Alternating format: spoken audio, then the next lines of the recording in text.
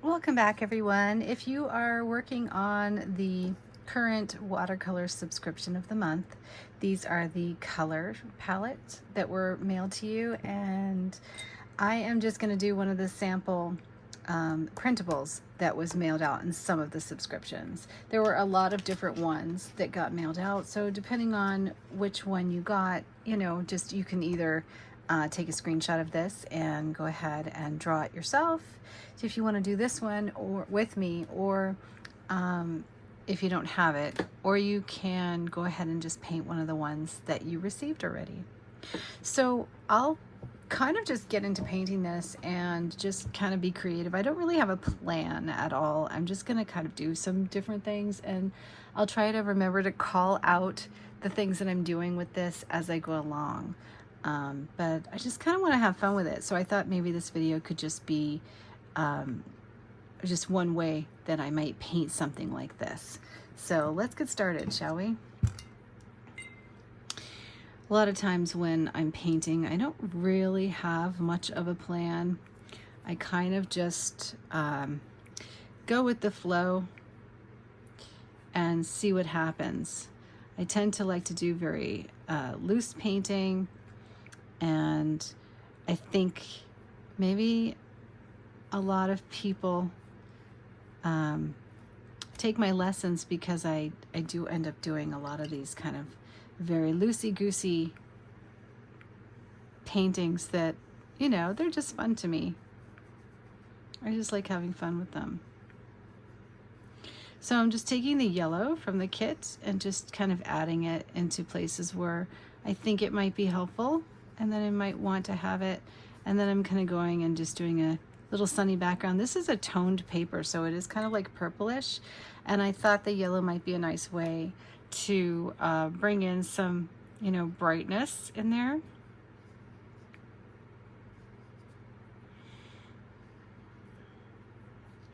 And I'm going to add some yellow to my little friend here. I have 6 budgies and a cockatiel and 2 huskies. I have a very strange clan.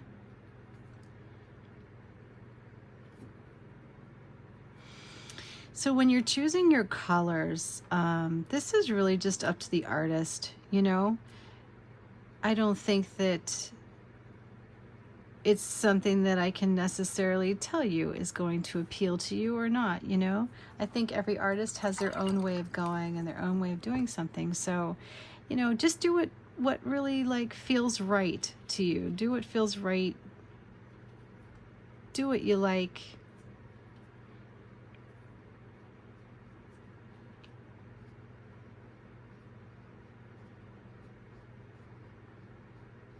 I'm not a big coloring person, to tell you the truth. I would prefer the lines not to be there, but I'm gonna do my best. I just don't have the patience to sit there and color them in, but I don't know, sometimes you can make that look really interesting, because I've done paintings before that I've really liked where I've painted them and then I've gone and drawn the lines in just to kind of give it a little more interest. And I really liked how they turned out. So that's kind of what I'm doing here, is I'm doing it backwards. It almost doesn't make any sense to me when I'm doing it this way, but hey, the lines are already there. So I'm just dropping in some nice bright colors to represent those flowers. As you can see, this is not like, I'm just not even worried about getting the color in. You already know what is going on with those backgrounds. You know what this is just by looking at it. It's just a big bouquet of beautiful flowers, and in some areas it's bleeding out, and I really love that. I actually want that to happen more. So we're just gonna kind of go in and give it some strikes of that beautiful bright bold yellow to continue on getting our budgie, that really nice emotional color support. Okay, so I think I'm going to go ahead and take some of this blue. This is that really pretty aqua turquoise, and I'm going to go real close to the yellow so it can charge in some of that really bright, gorgeous color. I have a bird named Teal, and Teal is this gorgeous blue and white belly. And he's now, after his first molt, I'm starting to see some of the yellow coming through. He had a little bit of yellow. It was mostly white, but now I'm seeing more and more of it. And oh, he's just so handsome, and he's such a cute little devil. I mean, he just is so good. He's like the greeting party for any new budgies as they arrived. He was one of the first ones that I got. I got blue first and teal, and they've been best buds ever since. And literally, like, every single time there's a new budgie, he greets the new budgie. There's one right now that he's best buds with blue, but he like cleans his feathers and he takes care of him. He's so cute. He's my brave little guy too. Like, if ever everybody's scared to do something, if I'm introducing new food or whatever, and I want them to come in, and I have a few that are a little more skittish than others and not as tame as Teal, and he kind of like just kind of tells everybody it's okay, come on, let's go check it out, you know. And then they all follow. They're so cute. I'm taking some of the chartreuse now, and I'm gonna just kind of paint through some of his feathers, and some of that color is going over, so let's just do a little correct, because I don't really mind it being there, but some of you might. So if that ever happens to you, just take a little paper towel and just try and dry it up just like that. You can even take some clean water, wipe it off, and remove it. Let it dry before you do anything else in that area.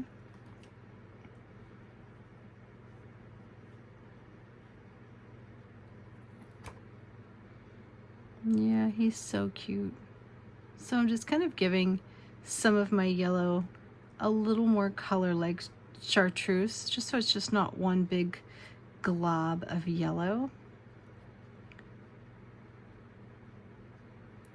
Because I want him just to kind of have a lot of melting color going on. This is, again, just something that is the painter's choice.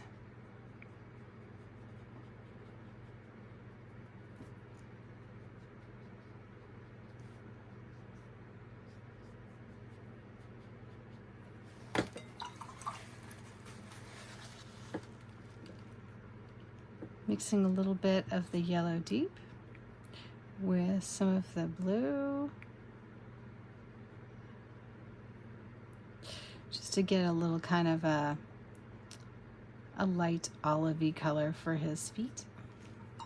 Then we're going to start mixing in some of our orange into the yellow, and let's add a little of the green in there. I'm going to start trying to get like a peachy color. There we go.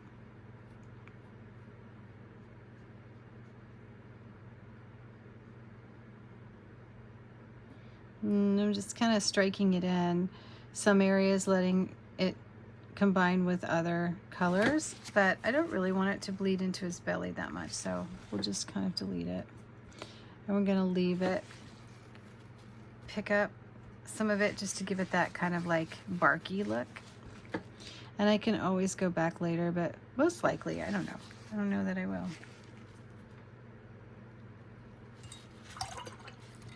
There we go. So now I want to think about what I want to do here. And pretty simply, I mean, I really like the color up here. I think I'm going to just continue on with a mix of these oranges down here. So I'm just going to take my brush and give some neat loose strokes, and then take a little bit of the other color. So the idea is I'm kind of doing the reverse, right? Like I'm putting the loose flower in there, already knowing that the lines are in there. So then we'll take maybe some of this pink and just do a little bit of it in the foreground, but then go back and mix in the bright orange, because we don't want it, like, it wouldn't make any sense to me to have one pink flower, not that that's a bad thing. And then I want to mix some of this yellow back in to the center because I really want them to be kind of more stylized. All right, going well. So now this is kind of like that background modeling look. I think I'm gonna just roll my brush through it and roll my brush through down here too, and let some of those oranges kind of bleed in. Dry my brush off, grab some of the yellow, roll it just for some more texture, going over some of the flower and letting it bleed. And again, over here, just to brighten up some of these areas and pull it all together. So I'm just rolling it, and it gives that nice little mottled effect. On the belly, I think I'll use some of the darker blue and maybe just go down the belly and highlight like that. Bring it up there.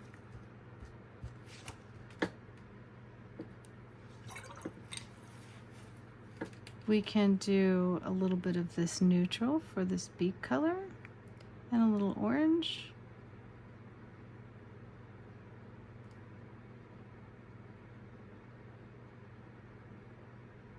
So it's not just like a bright orange beak.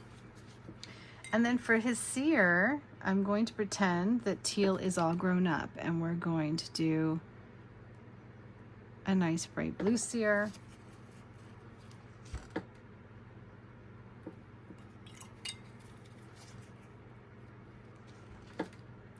A little bit more yellow, or a little bit more orange there. Let's take some of the blue and just kind of go over that eye area and cheek area. A little bit of this on his cheek there, and there, here, through there, through there.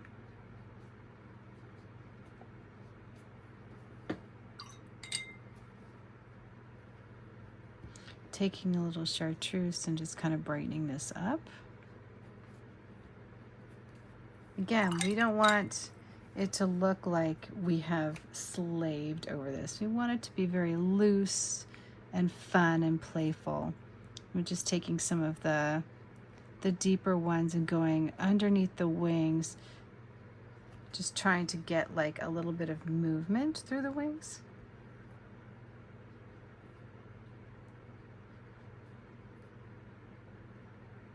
And just dab a little bit down here for like shadowing.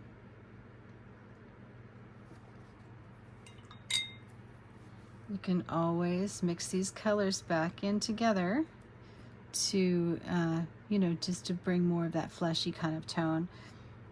And then I'm gonna kind of go through with a little bit of my blue because it's granulating, and I'm just gonna kind of dab it into the branch on one side, just kind of give it a little more texture, give it a little more shadow. And we can add a little bit to our budgie as well. A little bit more blue there.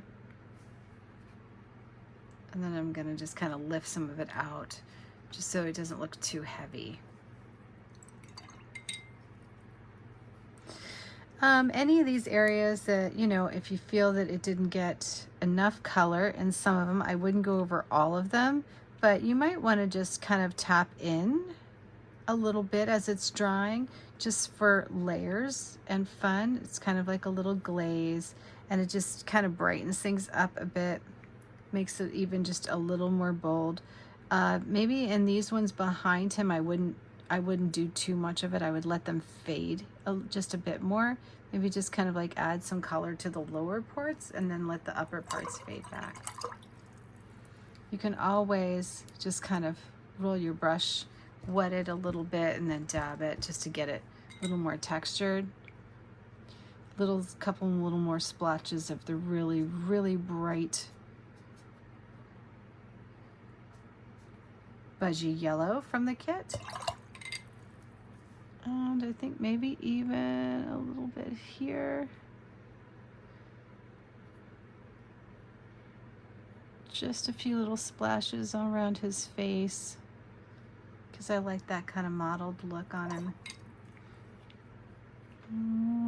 Just a touch more. But no messing up. Let's not get it there. There we go. All right, I'm pretty happy with that.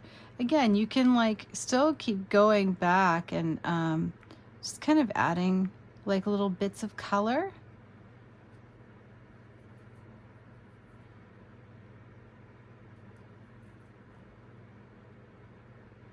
You know, as if the different tones are kind of like coming through, you know what I mean, as the different lighting is going. But that's how I would paint it. I would do it probably not exactly like you expected. You probably expected me to really stay inside the lines and stuff like that, but that's how I would do it. I just really like very loose things. Then I would wait for it to dry and just see if there was anything else that was needed, like perhaps taking a little bit of the blue and mixing it in with a tone, and then just going back and just outlining, you know, some of the underbelly so that you had enough shadows in these areas. If you do it while it's wet, then that's one effect. If you do it while it's dry, you know, then you're going to have a little bit harsher line. But right now it's still really, really nice and wet, so it's kind of just blending nicely in, you know. But ultimately, for me, if I go too much with the details and I don't just kind of try to, you know, just kind of make it not look hyper realistic, but just kind of give you enough depth and dimensions just for it not to look flat, then I've succeeded. You know what I mean? But there's a point, there's like a line that you cross where sometimes you start to add too much detail and you take away the looseness and the, you know, the fun, the whimsy that you have in a painting like this. But that's how I would do it. So I bet you didn't expect that, right? Like I turned in a really structured outline into something that was a lot more loose and a lot more fun. And that's just the way I roll. Hope you guys enjoyed it. If you want to sign up for the next one, because I'm going to be doing a botanical watercolor subscription for coming out on in the month of August, and I would love to see you signing up for that. If you do sign up, you will actually get one of these red beautiful quill brushes for free. Have a great one, guys, and happy painting. Don't forget, if you do paint this, I would love to see it. Post it on our group page on social media, linked up in the description box below, using the hashtag JacksArtChallenge. Happy painting!